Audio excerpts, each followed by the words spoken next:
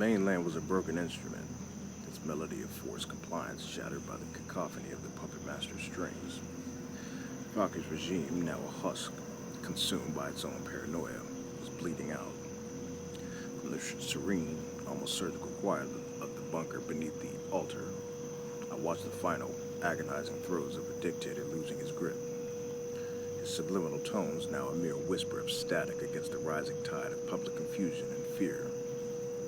This time, for the direct usurpation had arrived.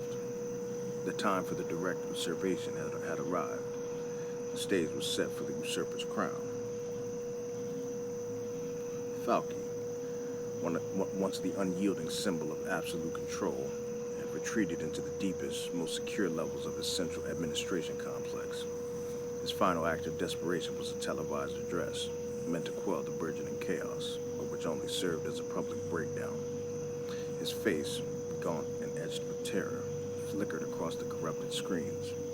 His voice, once resonant with manufactured authority, cracked and trembled, accusing unseen enemies within his own ranks, contradicting his own previous decrees. The pervasive subliminal tones that underscored his message had been fully inverted by Nadine, now subtly twisting his words, embedding coded directives of rebellion into the very fabric of his pleas for loyalty. The psychological impact on Falcon was devastating. He was unraveling, his mind consumed by the same fear he had inflicted upon millions. Master, Falky's personal security detail is in disarray.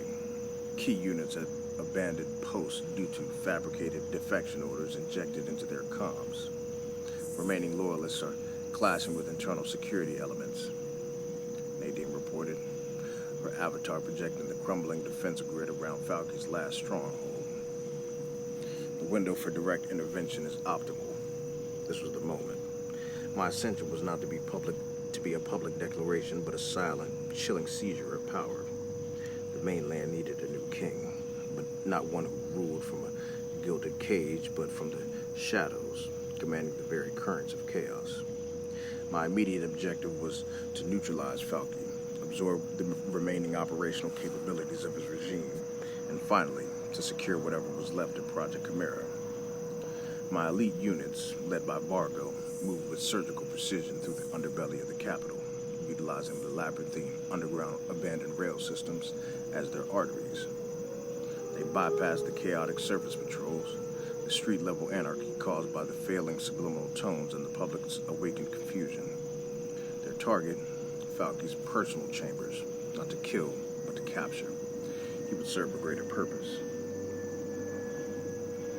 Simultaneously, I initiated a rapid seizure of key communication hubs and surveillance nerve centers that were now vulnerable due to the internal purges. Nadine, from the bunker beneath the altar, was my digital vanguard, swiftly integrating these captured systems into my own network, diverting information flow, establishing new hidden command structures. This was the true nature of my new order, an unseen hand tightening its grip, turning the echoes into a new, more efficient form of control.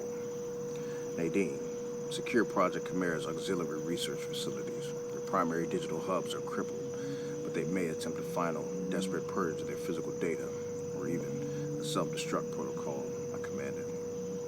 Project Chimera, their twisted research now fully exposed and weaponized against them, represented a significant threat even in their weakened state. Their scientific fanaticism meant they would rather destroy everything than let it fall into my hands. The confrontation at Falky's last redoubt was brief and brutal. Vargo's teams, utilizing their knowledge of the complex's forgotten service tunnels and the diverted security, breached the inner sanctum.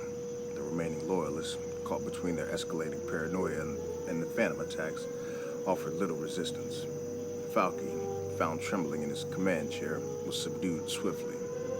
His eyes, devoid of their formal tyrannical gleam, held only fear and a dawning, horrifying comprehension of his utter defeat.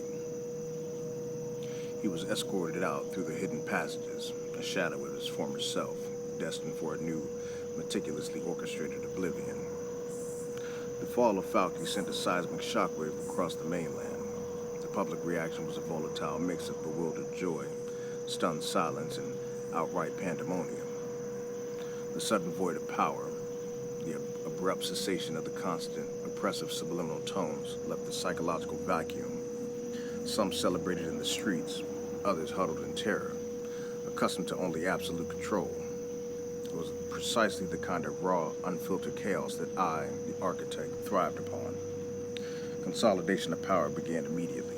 My network expanded exponentially by the chaos and the absorption of disillusioned former regime personnel moved with chilling efficiency.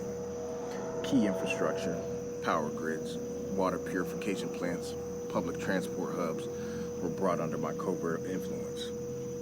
This wasn't about overt rule. It was about the silent, systemic control of every vital function of the mainland.